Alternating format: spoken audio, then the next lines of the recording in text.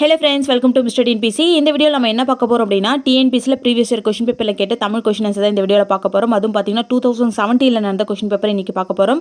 நம்ம வந்து 30 days சேலஞ்சை கம்ப்ளீட் பண்ண போகிறோம். அதுக்காக 3000 கொஷின் வந்து பார்க்க போகிறோம். நம்ம ஆல்ரெடி வந்து டே 17 வரைக்கும் பார்த்துட்டோம். இன்றைக்கான டே 18க்கான கொஷின்ஸ் வந்து பார்க்கலாம்.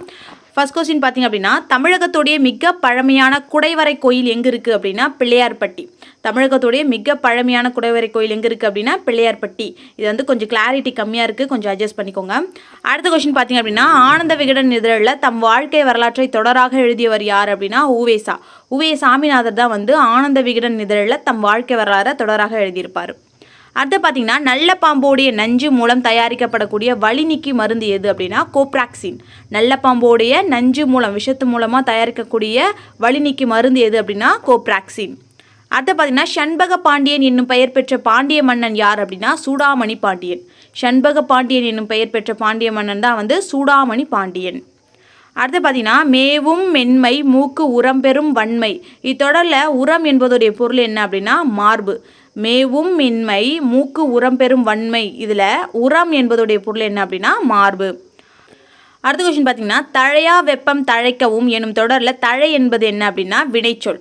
தழையா வெப்பம் தழைக்கவும் எனும் தொடரில் தழை என்பது வந்து வினைச்சொல். இது வந்து பார்த்திங்கன்னா பாரதிதாசனுடைய பாடலில் வரக்கூடிய வரிகள். அடுத்து பார்த்தீங்கன்னா, தமிழகத்துடைய வேர்ட்ஸ்வர்த் என புகழப்படுபவர் யார் அப்படின்னா வாணிதாசன். தமிழகத்தின் வேர்ட்ஸ்வர்த் யார் அப்படின்னா வாணிதாசன். Repeated question. அடுத்து பார்த்தீங்கன்னா, சம்புவின் கனி என குறிப்பிடப்படுவது எது அப்படின்னா நாவல் பழம். சம்புவின் கனி அப்படின்னு குறிப்பிடப்படுவது வந்து நாவல் பழம்.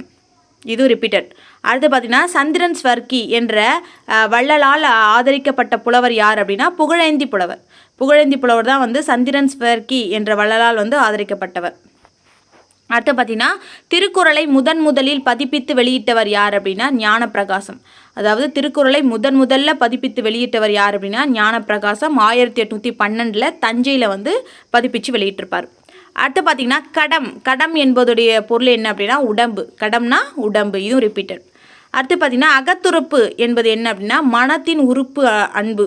அதுதான் வந்து அகத்துறுப்பு. உள்ளம் மனத்தின் உறுப்பு அன்பு அப்படின்னு கொடுத்துருக்காங்க. உள்ளத்தோடைய அன்பு அப்படின்னு மனத்தோடைய அன்பு அப்படின்றது அகத்துறப்பு அப்படின்றது. அடுத்து பார்த்தீங்கன்னா, இதுவும் ரிப்பீட்டட். தமிழ் பிறமொழி துணையின்றி தனித்து இயங்குவது மட்டுமின்றி தழைத்தோங்கவும் செய்யும் என்று கூறிய அறிஞர் யார் அப்படின்னா கால்டுவெல். தமிழ் பிறமொழி துணையின்றி தனித்து இயங்குவது மட்டுமின்றி தழைத்தோங்கவும் செய்யும் அப்படின்று கூறிய அறிஞர் தான் வந்து கால்டுவெல். இதுவும் ரிப்பீட்டட் கொஸ்டின். தமிழக அரசுடைய பரிசு பெற்ற முடியரசனுடைய காவியம் எது அப்படின்னா பூங்கொடி. தமிழக அரசுடைய பரிசு பெற்ற முடியரசனுடைய காவியம் பூங்கொடி. அதே மாதிரி சகலகலாவல்லி மாலை அப்படின்றது வந்து குமரகுருபரருடையது. உரிமை வேட்கை அப்படின்றதெல்லாம் வந்து திருவிக்காவுடையது. அடுத்து பார்த்தீங்க அப்படின்னா, நற்கலை என்று அழைக்கப்படும் கலை எது அப்படின்னா அழகு கலை. நற்கலை அப்படின்னா அது அழகு கலை. அடுத்து பார்த்தீங்கன்னா, கால்டுவெல் தமிழகத்தில் வாழ்ந்த இடம் எங்கே அப்படின்னா இடையன்குடி. தமிழகத்தில் வந்து கால்டுவெல் வந்து எங்கே வாழ்ந்திருப்பார் அப்படின்னா இடையன்குடியில். அடுத்த கொஸ்டின் பார்த்தீங்கன்னா, பொறுத்து சொல்லியிருக்காங்க. இதுவுமே ரிப்பீட்டட் கொஸ்டின் தான். திணை அதோடைய பொழுதோட பொறுத்து சொல்லியிருக்காங்க. குறிஞ்சி அப்படின்றது யாமம். முல்லைக்கு வரக்கூடிய முல்லைக்கு பார்த்தீங்கன்னா மாலை பொழுதாக வரும். அதே மாதிரி மருதத்துக்கு வந்து வைகரை. நெய்தல் அப்படின்றதுக்கு ஏற்பாடு. பாலை அப்படின்றதுக்கு வந்து நண்பகல் வரும். அடுத்து பார்த்தீங்கன்னா, ஏற்பாடு என்னும் சொல்லில் வந்து பாடு என்பது என்ன அப்படின்னு கேட்டிருக்காங்க. அதோடைய பொருள் என்னன்னு கேட்டிருக்காங்க. ஏற்பாடு அப்படின்றது எல் ப்ளஸ் பாடு அப்படின்னு பிரிக்கலாம். எல் அப்படின்னா ஞாயிறு, இல்லைனா கதிரவன், இல்லைனா வந்து சூரியன். இந்த மாதிரி எல் அப்படின்னா ஞாயிறு அப்படின்னு பொருள். பாடு அப்படின்னா மறையும் நேரம். சூரியன் மறையும் நேரத்தை தான் வந்து ஏற்பாடு அப்படின்னு சொல்லுவோம். அப்போ பாடு அப்படின்னா மறையும் நேரம். அடுத்தது, வைரமுடைய நெஞ்சு வேணும் என கூறிய கவிஞர் யார் அப்படின்னா பாரதியார். வைரமுடைய நெஞ்சு வேணும் அப்படின்னு சொன்னவர் வந்து தேசிய கவி பாரதியார். அடுத்த கொஸ்டின் பார்த்தீங்கன்னா, ஏங்கோலி நீர் ஞால திருளகற்றும் ஆங்கவற்றுள் மின்னேர் தனியாழி வெங்கதிரோன்றனையது என்ற பாடல் இடம்பெற்ற நூல் எது அப்படின்னா தண்டி அலங்காரம். முயற்சி திருவினையாக்கும் என கூறியவர் யார் அப்படின்னா திருவள்ளுவர். அடுத்து பார்த்தீங்கன்னா, தமிழ் பிரெஞ்சு கையகர முதலி எனும் நூலை வெளியிட்ட கவிஞர் யார் அப்படின்னா வாணிதாசன். தமிழுக்கும் பிரெஞ்சுக்கும் கையகர முதலி எனும் நூலை வெளியிட்ட கவிஞர் யார் அப்படின்னா வாணிதாசன். அடுத்து பார்த்தீங்கன்னா, அறவுரைக்கோவை எனும் நூலில் உள்ள அதிகாரங்களுடைய எண்ணிக்கை எத்தனை அப்படின்னா 10. அறவுரைக்கோவை அப்படின்றது முதுமொழி காஞ்சியோட வேறு பெயர் தான் வந்து அறவுரைக்கோவை. முதுமொழி காஞ்சியை வந்து மதுரை கூடலூர் கிழார் வந்து ஏற்றிருப்பார். இதில் வந்து எத்தனை அதிகாரங்கள் கேட்டிருக்காங்க? 10 அதிகாரங்கள்.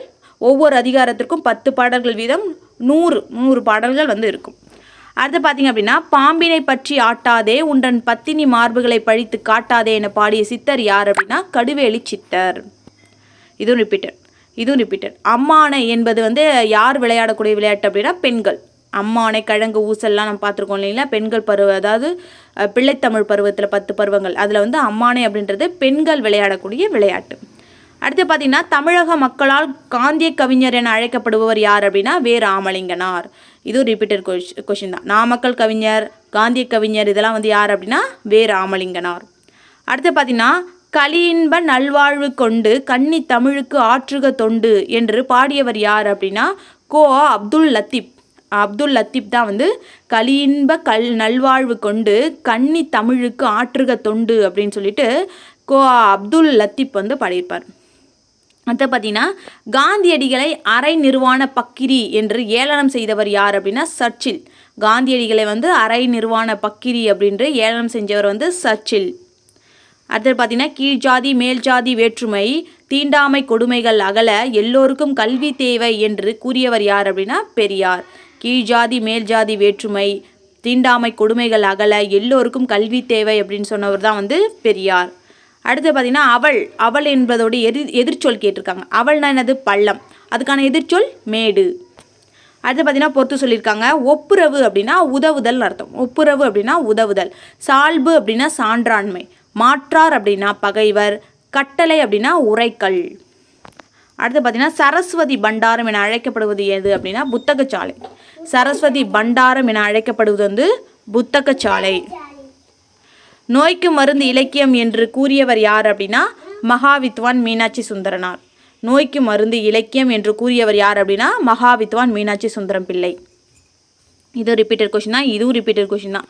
தென்னாட்டோடைய ஜான்சி ராணி என்று காந்தியடிகளால் அழைத்தது யாரை அப்படின்னா அஞ்சலி அம்மாள். அஞ்சலி அம்மாளை தான் வந்து தென்னாட்டின் ஜான்சி ராணி அப்படின்ட்டு காந்தியடிகள் வந்து அழைத்திருப்பார். இதுவும் ரிப்பீட்டட் கொஷின். ஆற்றுணா வேண்டுவதில் இவ்வடியுடைய பொருள் என்ன அப்படின்னா கற்றவனுக்கு கட்டுச்சோறு வேண்டா அப்படின்றத இதோடைய பொருள். வருகை என்பது எத்தனாவது பருவத்தை குறிக்கும் அப்படின்னா இதுவும் ரிப்பீட்டட் கொஷின் தான். ஆனால் வந்து இந்த பருவத்திலே வந்து இதோட 4 டைமோ 3 டைமோ கேட்டாங்க. வருகை அப்படின்றது 10 பருவங்களில் வந்து எத்தனாவது பருவம் அப்படின்னா 6வது பருவம். அதாவது காப்பு, செங்கீரை, தாள், சப்பானை, முத்தம், வருகை 6வது. வருகை, அம்புலி இந்த 7 பருவம் வந்து பொதுவான பருவம். ஓகேங்களா. அதிலே வந்து சிற்றில் சிறுபறை சிறுதேர் அப்படின்றது ஆண்பால் பிள்ளை தமிழுக்கும், கழங்க ஊசல் அம்மானை அப்படின்றது பெண்களுக்கு வரக்கூடிய பருவத்தில் வரக்கூடியது. ஓகேங்களா. அப்போ மொத்தம் 10 பருவம். அதில் 7 பொதுவான பருவம், 3 வந்து ஆண்பாலுக்கு 3 பருவம், பெண்பாலுக்கு 3 பருவம்னு வரும் தனியாக. இப்போ இந்த வருகை அப்படின்றது வந்து 6வது பருவத்தை குறிக்குது. அடுத்து பார்த்தீங்கன்னா முதலாக மக்களுக்காக பொது நூல் நிலையங்களை வந்து அமைத்த நாடு எது அப்படின்னா கிரீஸ் தான் பார்த்தீங்கன்னா முதலாக மக்களுக்காக பொது நூல் நிலையங்களை அமைச்சிருக்கும். அடுத்து பார்த்தீங்கன்னா இது ரிப்பீட்டட். விசும்பு என்பதோடைய பொருள் என்ன அப்படின்னா வானம் இல்லைன்னா ஆகாயம். விசும்பு அப்படின்னா ஆகாயம். அடுத்து பார்த்தீங்கன்னா பெண்கள் எல்லாம் அரம்பையர் போல் ஒளிரு நாடு என்ற வரிகள் இடம்பெற்ற நூல் எது அப்படின்னா பாஞ்சாலி சபதம். பெண்கள் எல்லாம் அரம்பையர் போல் ஒளிரு நாடு அப்படின்றது பாஞ்சாலி சபதத்தில் இடம்பெற்றிருக்கும். பாரதியார் பாடிப்பார். அடுத்து பார்த்தீங்கன்னா உரைநடை காலம் என அழைக்கப்படும் நூற்றாண்டு எது அப்படின்னா 20ஆம் நூற்றாண்டு. உரைநடை காலம் அப்படின்னு அழைக்கப்படக்கூடிய நூற்றாண்டு வந்து 20ஆம் நூற்றாண்டு. இவற்றுள் எத்தொடர் வள்ளலார் கூறாத தொடர் அப்படின்னு கேட்டிருக்காங்க. குருவை வணங்க கூசி நிற்காதே, நல்லோர் மனதை நடுங்க செய்யாதே, பசித்தோர் முகத்தை பாராதிராதே அப்படிலாம் வந்து வள்ளலார் சொல்லியிருப்பார். ஆனால் கோநோக்கி வாழும் குடி போல் நிற்காதே அப்படின்றது அவர் சொல்லியிருக்க மாட்டார். அப்போ இது மட்டும்தான் வந்து அவர் கூறாதது. அடுத்து பார்த்தீங்கன்னா உலாமடல் என்னும் நூலுடைய ஆசிரியர் யார் அப்படின்னா ஜெயங்கொண்டார். அதாவது ஜெயங்கொண்டார் வந்து கலிங்கத்து பரணி ஏற்றிருப்பார். இன்னும் 2 நூல் ஏற்றிருப்பார். உலாமடல், இசை ஆயிரம் இது 2மே வந்து ஜெயங்கொண்டார் இயற்றிய நூல் தான். அடுத்து பார்த்தீங்கன்னா உதடுகள் 2ம் பொருந்துவதால் பிறக்கும் எழுத்துக்கள் என்ன அப்படின்னு கேட்டிருக்காங்க. இது வந்து நம்ம உச்சரித்து பார்த்தாவே தெரியும். இப்பு இம்மு இது 2ம் பார்த்தீங்கன்னா உதடுகள் 2மே வந்து பொருந்தும் போது இருக்கும். மீதி எல்லாம் பாருங்கள் இக்கு இங்கு இஞ்சி இட்டு இரு இதெல்லாம் பார்த்தீங்கன்னா உதடுகள் 2 ஒட்டாது. அப்போ இப்பு இம்முன்றது தான் இது கரெக்டாக இருக்கும். அடுத்து பார்த்தீங்கன்னா உவேசா அவர்களுடைய தமிழ் பணியை பாராட்டி தமிழ் பணியை வந்து பாராட்டிய வெளிநாட்டு அறிஞர்கள் யார் அப்படின்னா ஜியு போப்பும் Julien Vinson. G U Pope, Julien Vinson தான் பார்த்தீங்கன்னா உவேசாவோடைய தமிழ் பணியை பாராட்டிய வெளிநாட்டு அறிஞர்கள். அதை பார்த்தீங்கன்னா கண்ணன். இதுவும் ரிப்பீட்டட். கண்ணன் என்பது எந்த பகுப்பதம்? கண் அப்படின்றது வந்து உடலில் இருக்கக்கூடிய ஒரு உறுப்பை குறிக்குது. இப்போ கண் அப்படின்றது வந்து உறுப்பு. இப்போ உறுப்புனா என்ன வரும்? சினை வரணும். அப்போ கண்ணன் அப்படின்றது வந்து சினை பெயர், பகுப்பதம். அடுத்து பார்த்தீங்கன்னா நான், யான் இதெல்லாம் என்ன வரும் அப்படின்னா தன்மை ஒருமை பெயர்களில் வரும். தன்மை தன்னை குறிக்குது, அதுவும் ஒருமை. நான், யான் அப்படின்றதெல்லாம் வந்து தன்மை ஒருமை பெயர்களில் வரும். அதே யாம், யாம், நாம் அப்படிலாம் வந்துச்சுன்னா அது தன்மையில் பன்மையில் வரும். ஓகேங்களா? தன்மை பன்மை பெயர்களில் வரும். அடுத்து பார்த்தீங்கன்னா உயிர்களின் பரிணாம வளர்ச்சியை பற்றி கூறக்கூடிய நூல் எது அப்படின்னா திருவாசகம். உயிர்களுடைய பரிணாம வளர்ச்சியை பற்றி கூறக்கூடிய நூல் எது அப்படின்னா திருவாசகம். மாணிக்கவாசகர் இயற்றியிருப்பார். அடுத்து பார்த்தீங்கன்னா மேரி கியூரி, பியூரி கியூரி இணையர் இணைந்து நோபல் பரிசு பெற்ற ஆண்டு எப்போ அப்படின்னா 1903. மேரி கியூரி, பியூரி கியூரி இணையர் வந்து இணைந்து நோபல் பரிசு பெற்ற ஆண்டு எப்போ அப்படின்னா 1903. அடுத்து பார்த்தீங்கன்னா இது ரிப்பீட்டட் கொஸ்டின். தமிழக அரசுடைய முதல் அரசவை கவிஞர் யார் அப்படின்னா கவிஞர் வே. ராமலிங்கனார். அடுத்து பார்த்தீங்கன்னா அம்பேத்கருக்கு பாரத ரத்னா விருது வழங்கிய ஆண்டு எப்போ அப்படின்னா 1990. அம்பேத்கருக்கு பாரத ரத்னா விருது வழங்கிய ஆண்டு 1990. அடுத்து பார்த்தீங்கன்னா வங்கசிங்கம் என அழைக்கப்படுபவர் யார் அப்படின்னா நேதாஜி சுபாஷ் சந்திர போஸ். வங்கசிங்கம் அப்படின்னா நேதாஜி சுபாஷ் சந்திர போஸ்.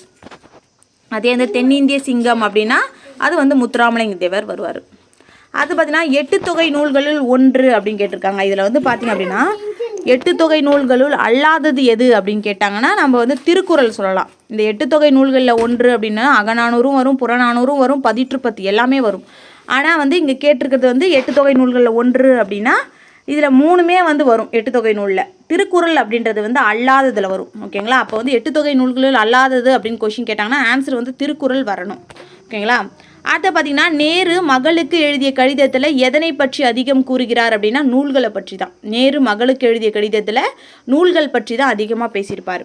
அடுத்த கொஸ்டின் பார்த்தீங்கன்னா பட்டினம் பாக்கம் என்று அழைப்பது என்ன அப்படின்னா கடலை எடுத்துள்ள இருக்கக்கூடிய ஊர்களை தான். அதாவது கடலுக்கு பக்கத்தில் இருக்கக்கூடிய பேரூரை வந்து பட்டினம்னும் சிற்றூரை வந்து பாக்கம் அப்படின்னு சொல்லுவாங்க. அப்போ கடலை அடுத்துள்ள ஊருக்கு தான் வந்து இந்த பட்டினம் பாக்கம் அப்படின்னு சொல்லுவோம். அடுத்தது தவறான விடையை தேர்ந்தெடுத்து எழுத சொல்லியிருக்காங்க. இதில் வந்து 1949 குமாரசுவாமி வந்து முதலமைச்சராக இருந்திருப்பார். இது சரிதான். அதே மாதிரி 1954 காமராசர் வந்து முதலமைச்சராக இருந்திருப்பார். 1963 வரைக்கும் இருந்திருப்பார். இதுவுமே சரிதான்.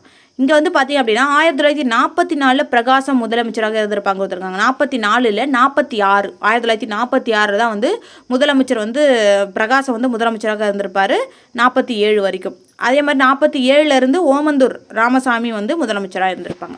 இப்போது 3 மட்டும்தான், சி மட்டும்தான் தவறு. அடுத்து பார்த்தீங்கன்னா யாருடைய முன்னோர் காலத்தில் கரும்பு சீனாவிலிருந்து கொண்டு வந்து பயிரிடப்பட்டது அப்படின்னா அதியமான் காலத்தில் தான் பார்த்தீங்க அப்படின்னா கரும்பு வந்து சீனாவிலிருந்து கொண்டு வரப்பட்டு பயிரிடப்பட்டிருக்கு. அடுத்து பார்த்தீங்க அப்படின்னா உள்ளது சிதை போல் உளரென படார் இந்த அடி வந்து இடம்பெற்ற நூல் எது அப்படின்னா குறுந்தொகை. அடுத்து பார்த்தீங்கன்னா கம்பனின் மிடுக்கையும் பாரதியின் சினப்போக்கும் ஒருங்கே இவருடைய படைப்பில் காணலாம் அப்படின்றது யாருடைய படைப்பில் அப்படின்னா கா. சச்சிதானந்தன். கம்பனுடைய மிடுக்கையும் பாரதியோடைய சினப்போக்கையும் ஒருங்கே யாருடைய படைப்பில் காணலாம் அப்படின்னா கா. சச்சிதானந்தன். அடுத்தது இதுவும் ரிப்பீட்டட் கொஸ்டின். இணையில்லை முப்பாலுக்கு இந்நிலத்தே இத்தொடரை பாடிய கவிஞர் யார் அப்படின்னா பாரதிதாசன். அடுத்து பார்த்தீங்கன்னா அயலார் தமக்கும் அன்பே செய்யும் ஞானம் கெடாமல் நட்பு கொண்டாடும் பெண்மையை இப்படி புகழ்ந்தவர் யார் அப்படின்னா நாமக்கல் கவிஞர். பெண்மை அப்படின்ற ஒரு நூலில் வந்து பார்த்திங்க அப்படின்னா நாமக்கல் கவிஞர் வந்து அயலார் தமக்கும் அன்பே செய்யும் ஞானம் கெடாமல் நட்பு கொண்டாடும் அப்படின்னு சொல்லிட்டு பெண்மையை வந்து புகழ்ந்திருப்பார்.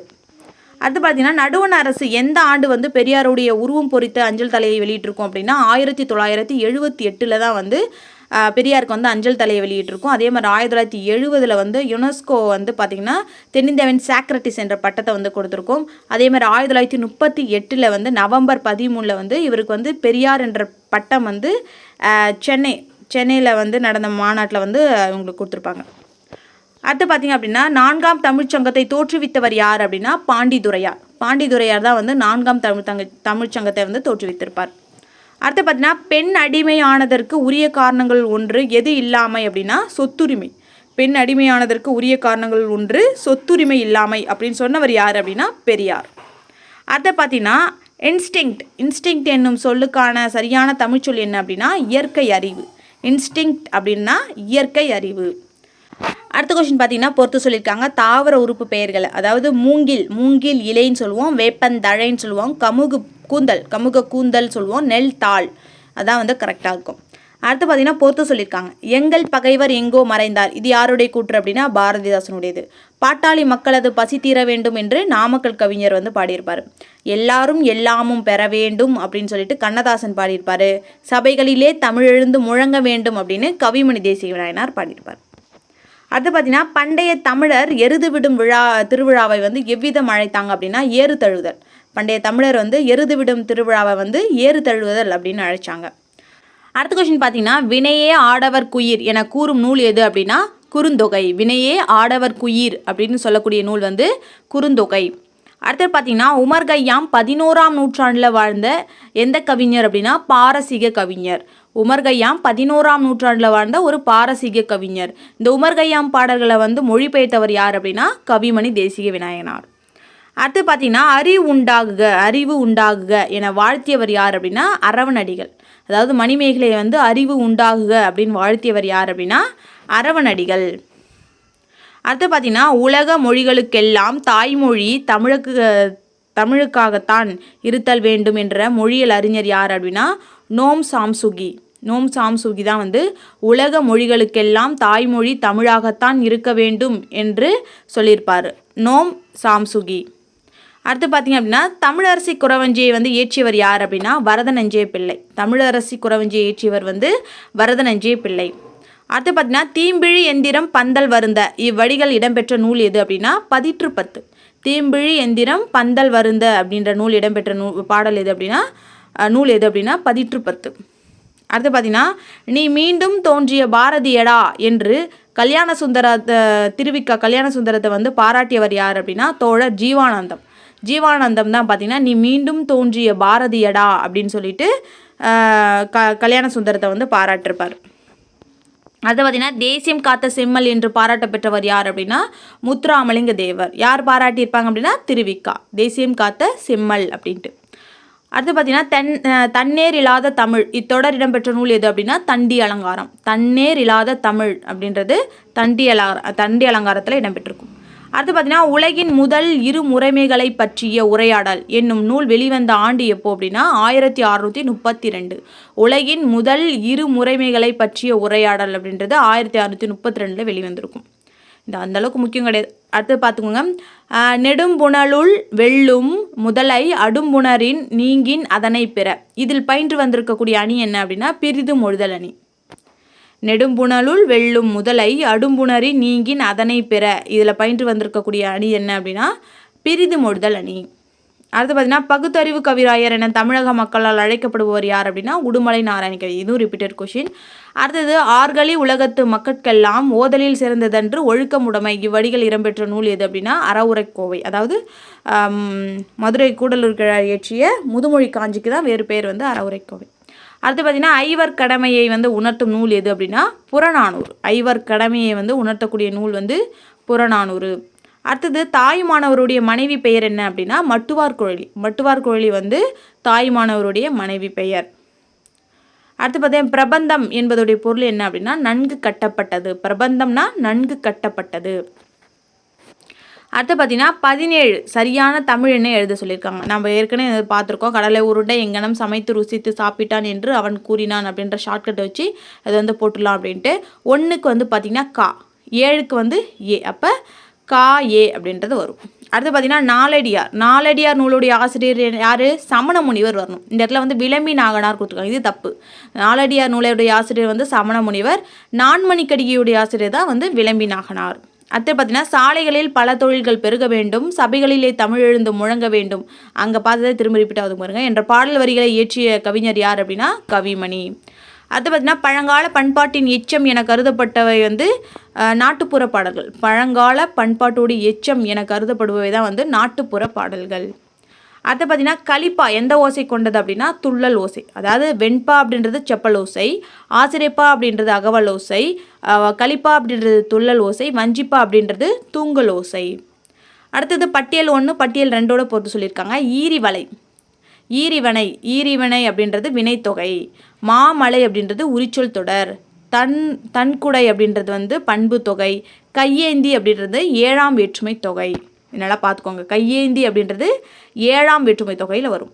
அடுத்து பார்த்தீங்கன்னா இன்புற்றார் எய்தும் சிறப்பு என்ற வரி இடம்பெற்ற நூல் எது அப்படின்னா திருக்குறள். இது எப்படி வரும் அப்படின்னா அன்புற்று அமர்ந்த வழக்கென்ப வையகத்து இன்புற்றார் எய்தும் சிறப்பு அப்படின்னு வரும் திருக்குறளில். இந்த வரி லாஸ்ட் லைன் மூணு வார்த்தை கொடுத்துட்டு கேட்டிருக்காங்க. அடுத்து பார்த்தீங்க அப்படின்னா குழவி என்பதோடைய பொருள் என்ன அப்படின்னா குழந்தை. குழவினா குழந்தை. பிரணவகேசரி என அன்போடு அழைக்கப்பட்ட தேசிய தலைவர் யார் அப்படின்னா முத்துராமலிங்க தேவர். பிரணவகேசரி அப்படின்னா முத்துராமலிங்க தேவர். அடுத்து பார்த்தீங்கன்னா உயிர் வளிபடலத்தை சிதைப்பதில் பெரும்பங்கு வகிப்பது எது அப்படின்னா குளோரோஃப்ளோரோ கார்பன். அதாவது ஃப்ரிட்ஜில் அதாவது குளிர்பதன பெட்டியிலேருந்து வரக்கூடிய அந்த குளோரோஃப்ளோரோ கார்பன் தான் பார்த்திங்கன்னா ஓசோன் படலத்தையே வந்து சிதைக்கிறதுல பெரும் பங்கு வகிக்குது அப்படின்னு சொல்கிறாங்க. அதான் உயிர் வளிப்படலம். ஓசோனை தான் வந்து உயிர் வளிப்படலம் அப்படின்னு சொல்கிறாங்க. அடுத்து பார்த்திங்கன்னா வசன நடை கைவந்த வள்ளலார் என ஆறுமுக நாவலரை பாராட்டியவர் யார் அப்படின்னா பரிதிமார் கலைஞர். வசன நடை கைவந்த வள்ளலார் அப்படின்னு ஆறுமுக நாவலரை பாராட்டியவர் வந்து பரிதிமார் கலைஞர். அடுத்த கொஸ்டின் பார்த்தீங்கன்னா பொறுத்து சொல்லியிருக்காங்க. அதாவது டால்ஸ்டாய் யார் அப்படின்னா ரஷ்ய நாட்டு எழுத்தாளர். பெர்ட்ரண்ட் ரஸ்ஸல் அப்படின்றவங்க யார் அப்படின்னா சிந்தனையாளர், கல்வியாளர். கிருபாலினி யார் அப்படின்னா விஸ்வபாரதியில் பணிபுரிஞ்ச பேராசிரியர். அதே மாதிரி பிளேட்டோ அப்படின்றவங்க வந்து கிரேக்க சிந்தனையாளர். இது வந்து பார்த்திங்க அப்படின்னா நேரு வந்து தன்னுடைய மகள் இந்திரா காந்திக்கு வந்து அவங்க ஜெயிலில் இருக்கும்போது வந்து கடிதம் எழுதியிருப்பாங்க. அதில் வரக்கூடிய ஒரு பாடத்தில் வரக்கூடிய தான் இதெல்லாம். அடுத்து பார்த்திங்கன்னா நடு திராவிட மொழிகள் ஒன்று என்ன அப்படின்னா கோயா அப்படின்றது வந்து நடு திராவிட மொழிகளில் ஒன்று. இந்த குருக், மால்தோ, பிராக்வி இதெல்லாம் வந்து பார்த்திங்க அப்படின்னா வட திராவிட மொழியில் வரும். கொராஹா அப்படின்றது வந்து தென் திராவிட மொழியில் வரும். கோயா அப்படின்றது வந்து நடு திராவிட மொழிகளில் வரும். அடுத்து பார்த்திங்கன்னா ராமசாமிக்கு பெரியார் என்று பட்டம் வழங்கியவர் யார் அப்படின்னா தாய்மார்கள். அதாவது ராமசாமிக்கு நான் ஏற்கனவே சொன்ன மாதிரி 1938 நவம்பர் 13 வந்து சென்னை மாநாட்டை தான் பார்த்திங்கன்னா ஈவேராவுக்கு வந்து பெரியார் என்ற பட்டம் வந்து வழங்கியிருப்பாங்க. தர்மாம்பாள் வந்து வழங்கியிருப்பாங்க. ஓகேங்களா? அதுதான் வந்து தாய்மார் அப்படின்னு சொல்கிறாங்க. ஓகேங்களா? அடுத்து பார்த்திங்கன்னா பெரியார் பெண்களுக்கு மிக முக்கியம் என்பவை எது அப்படின்னா அறிவும் சுயமரியாதையும் தான் வந்து பெண்களுக்கு முக்கியம் அப்படின்னு சொல்லிட்டு மிக முக்கியம் அப்படின்ட்டு பெரியார் வந்து சொல்லியிருப்பார். அறிவும் சுயமரியாதையும்.